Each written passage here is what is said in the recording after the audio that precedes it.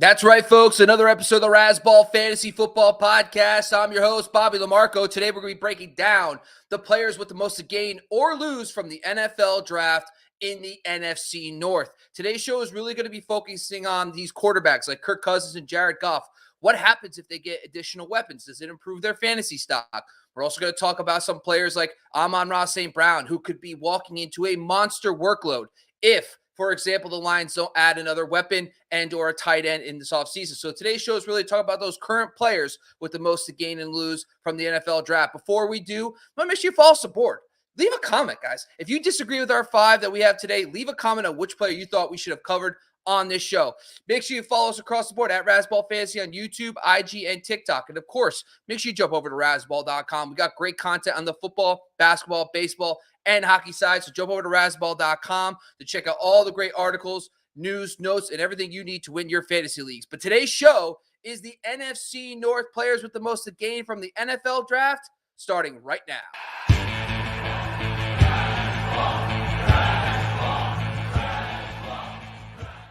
Man who has Stiles in his name because he has the most style in the Razzball community. It's Matthew Stiles. You can follow him at Stiles08 on Twitter. What's going on, Matt? Same old thing. Here to talk about football during the dark cloud of baseball season. One day I'm going to have you on and we're not going to talk about football. You know, we're just going to have one day I'm going to throw you off and it's going to be about one of those random sports, bocce or curling, if you will. Well, maybe during the Olympics we'll throw in a curling episode. But unfortunately, Matt, it's all business and we're here to talk about that NFC North and your Chicago Bears. Oh, sorry, your Green Bay Packers. I got confused. All the Justin Fields talk we have all the time, but I should have known never Fields. But today we're going to talk about those NFC North players. And today's show, if you haven't been listening to these before, we have a bunch already on the channel. Essentially, we look at current players with the most to gain or lose from the NFL draft. So what does that mean? Well, we're going to talk about players today like Amon-Ra, the Green Bay Packers wide receivers who could be looking at monster target loads this offseason. This upcoming season. And if, for example, the Packers or the Lions go out and invest in a high wide receiver in the first, second, third round or a tight end, it could really impact those players. So that's what today's show is all about. So, Matt, let's jump into number 5. It's Kirk Cousins of the Minnesota Vikings. Why do you think he has the most to gain or lose from the NFL draft? So I think Kirk's going to gain. Adam Thielen was getting old. He was getting slow. He wasn't the same guy they had the years before. Justin Jefferson's taken over. And I think you're going to cover a wide receiver here that Cousins is going to be able to target a little bit more, and KJ Osborn in a second. I think that the Vikings are going to have to shore up the offensive line.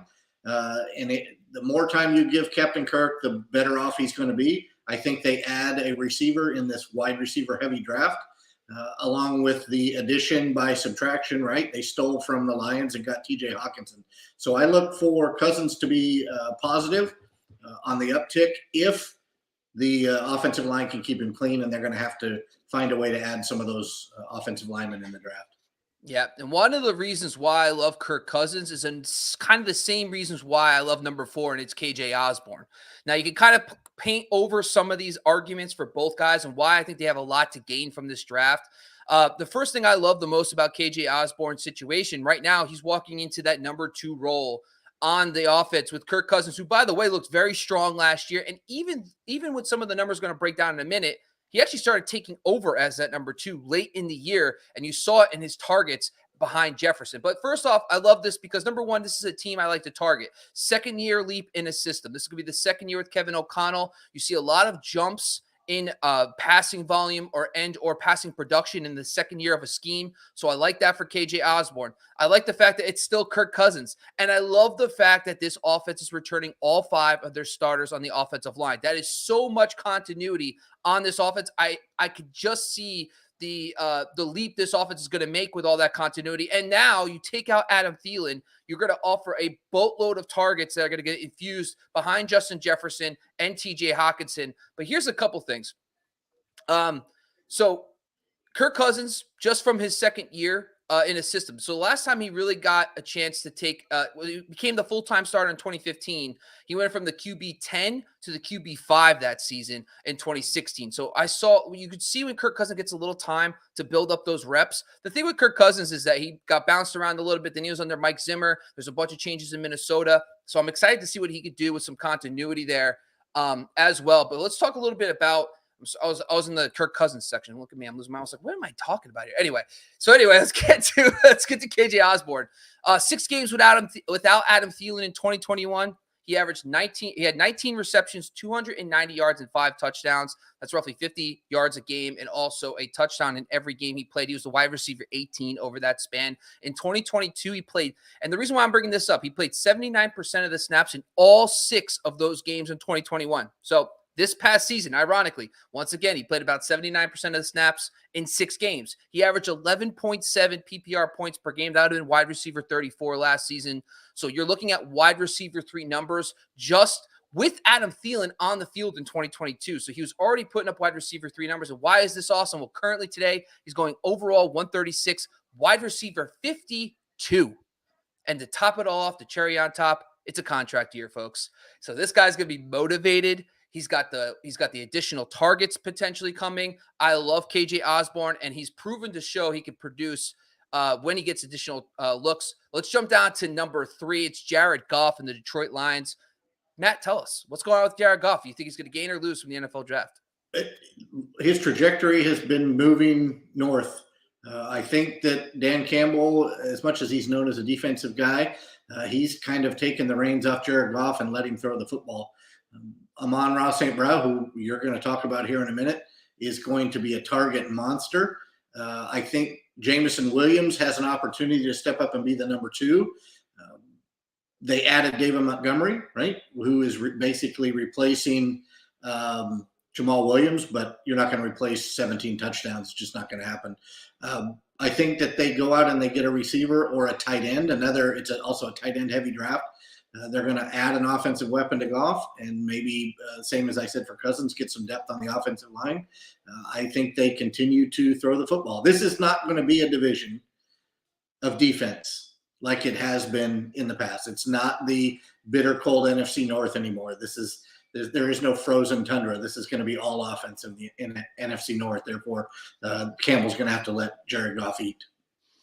So I just want to talk quickly about my next guy who I'm going to jump down to number 2. And I like how you're the quarterback on the receiver. I feel like we're in a game right now. Like, you're the quarterbacks. You talk about Kirk Cousins, Jared Goff. I catch it, and I'm going to jump down to Amon-Ra St. Brown. And so firstly, you just brought up the rushing touchdown production for Jamal Williams. Well, there's been a lot of studies done, and J.J. Zacharyson has done this too, on touchdown variance when it comes to rushing touchdowns versus passing touchdowns. Last season, the Lions were number 3 in the NFL in touchdowns at 54. But they had a much higher percentage of those were rushing touchdowns. So there's a good opportunity here for this offense, who, by the way, same continuity. Ben Johnson's back. Love that. Still got Jared Goff. Love that. Returning 4 of the 5 offensive line starters from last year. Love that. Then you look at the target competition around Amon-Ra St. Brown.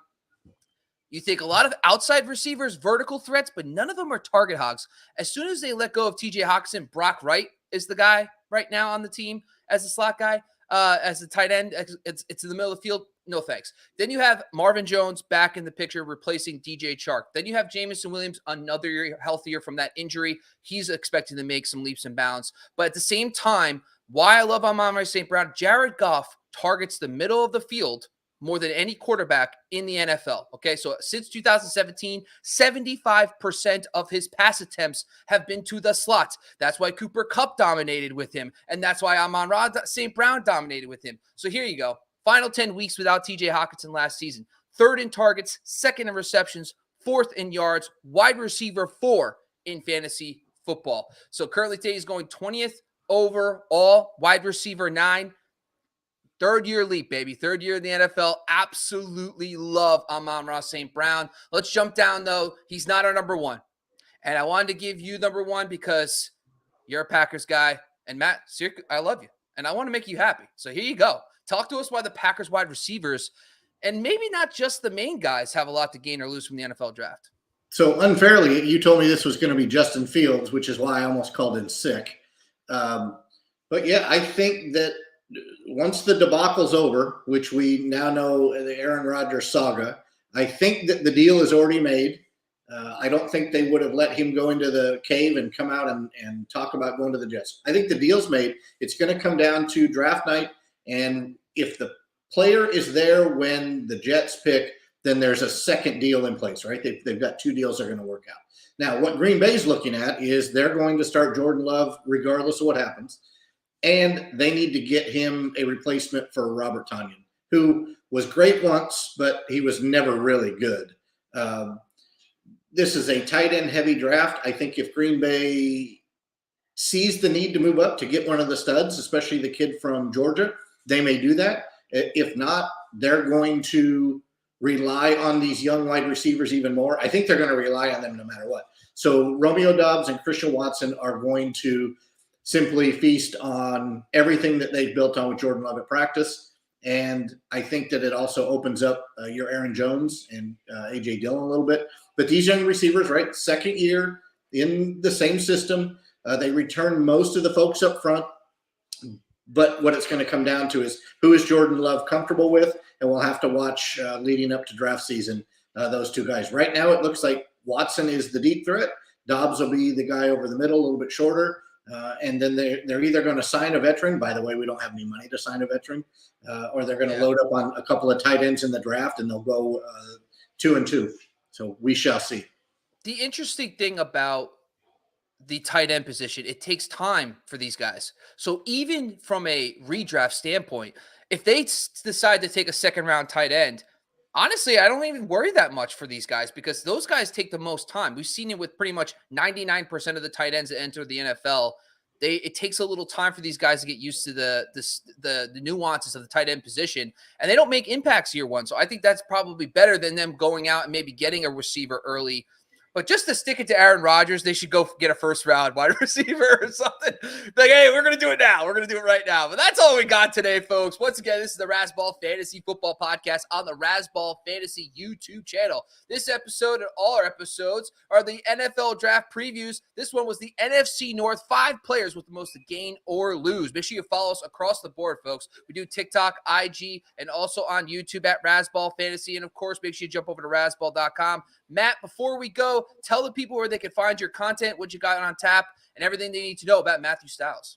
So the article will drop tomorrow. A lot of the guys we covered here tonight, at Stiles08 on Twitter. Also follow, if you follow Razzball on Twitter, you'll get all the articles from the other folks that write, like Bobby said, all of the sports. So follow Razzball. You'll get the articles pop up on your timeline and read them. We've got some new guys on the baseball side, and we've got some old hats on the football side providing good content.